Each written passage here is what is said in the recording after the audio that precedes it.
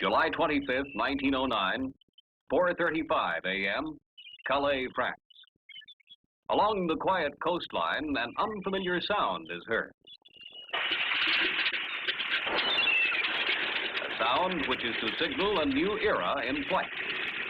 A sound which will shatter the natural barrier separating country from country, continent from continent. It comes from a monoplane called the Model 11, built and flown by Louis Blèriot.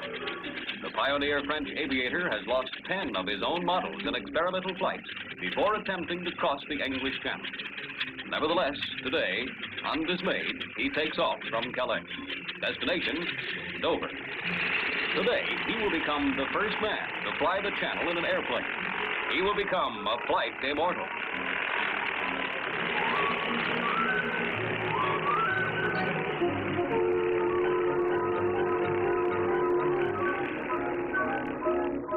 But to Blèriot, as he leaves the French coast, the 22 miles of open water loom formidably. Fogs are known to descend quickly and treacherously over the channel, its winds to be gusty and unpredictable. Also, the aerial navigation of his day is rudimentary. Blèriot himself will say later, "I merely pointed my plane toward England." After 35 minutes, 30 seconds of superb airmanship, Blèriot arrives over the cliffs of Dover. Triumphantly, he cries, "Le moment est suprême," and the moment is supreme. For by his flight, Blèriot makes a contribution as great as any single man to the development of aviation. His achievement is more than a cross-channel hop. It's the first overseas flight, the first international flight. In the ensuing years, there will be other flights over greater distances and wider water barriers, but the objectives change. And in time, one objective surmounts all others: speed.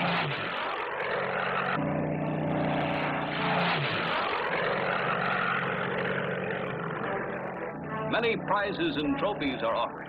Many planes and many men compete for awards such as the Schneider, Bendix, Thomson.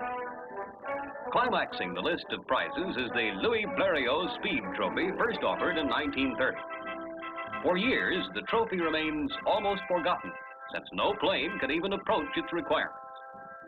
Then, in early 1961, the world is given notice that there is such an aircraft. It is the U.S. Air Force's B-58, a bomber, an operational bomber, the fastest aircraft of its type ever constructed.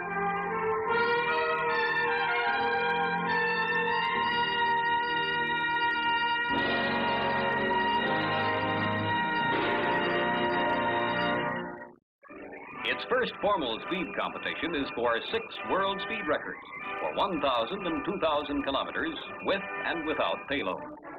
5 of these records are held by the Russians.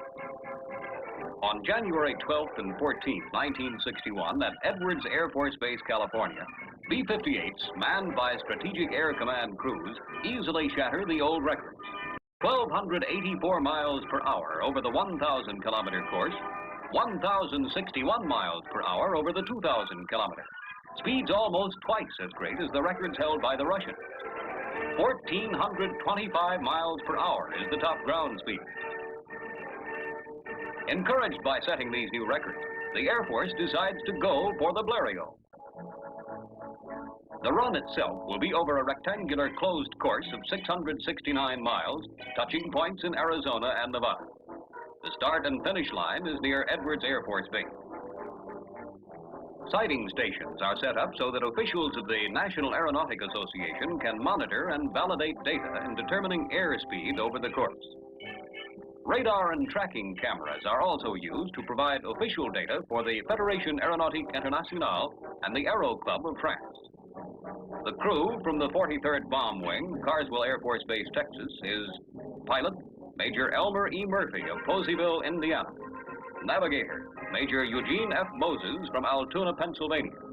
And Defense Systems Operator First Lieutenant David F. Dickerson from Ardmore, Oklahoma.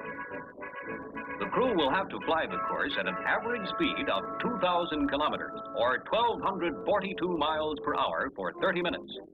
Closing the course in 1 second under 30 minutes will disqualify the flight.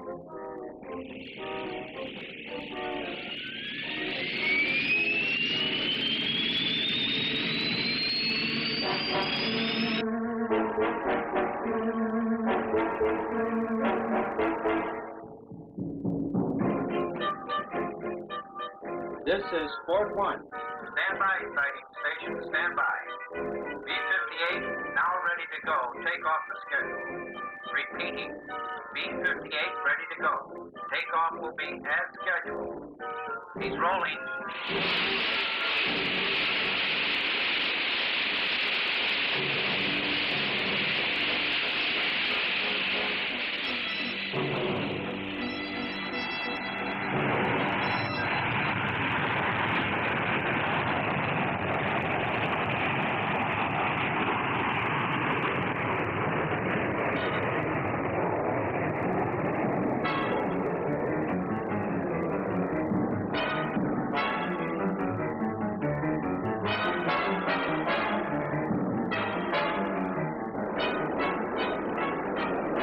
You're 4 miles out.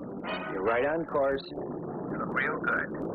Approaching the starting line. Mark gate. Major Murphy enters the course at 44,000 feet and climbs to 50,000.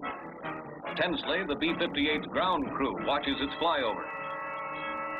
The bomber is flying an average Mach 2 plus. Top ground speed is 1,385 miles per hour.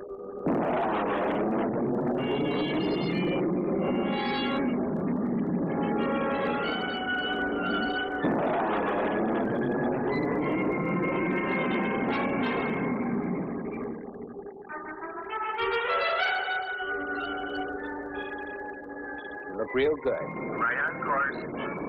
How's the Mach? I'm on Mach. Check hydraulics. Hydraulics? All instruments look good. Check normal. Shock lines arcing out from the nose of the bomber are visible to ground observers.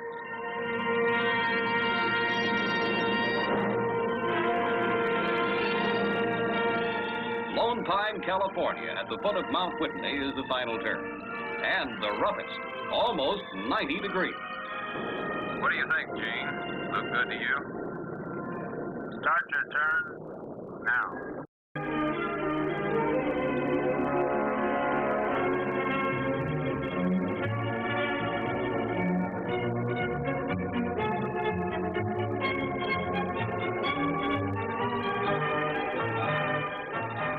Cleared Lone Pine.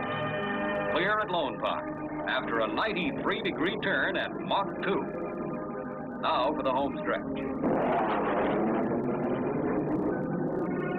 You're closing the course. Mark gate. Official time, 30 minutes, 43 seconds. Average speed, 1,302 miles per hour.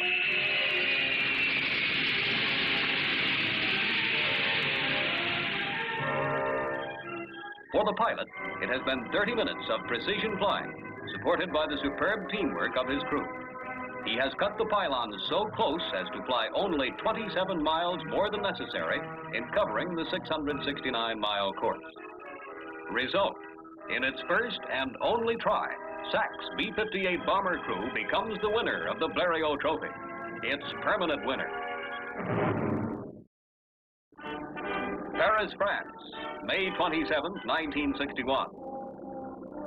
Le Bourget Field. The presentation of the Blèriot Trophy is made by Monsieur Jacques Allais for the Aero Club of France. Prominent among the participants, proud and erect at 80, is Madame Louis Blériot, widow of the donor. Major Murphy accepts the award for his crew. After thanking the distinguished assembly, he expresses the crew's wish that the trophy be donated as a permanent gift to the United States Air Force Academy. The trophy, however, is destined to be not only a gift, but a memorial. For shortly afterward, Major Murphy and his crew, having gained one of aviation's highest performance awards, lost their lives in a crash during a demonstration flight. In a climax to the award presentation, Madame Blèriot speaks. De la Coupe Blèriot. Je m'excuse à l'avance de ne pas avoir le talent que M. Jacques Alès vient de montrer pour... The constant theme in the remarks of the grand old lady of French aviation is her husband, his work, his visions of the future, the happiness he would have felt at the fulfillment of his most cherished hopes by the young men now before her. Again and again, she thanks them on behalf of her husband and of France.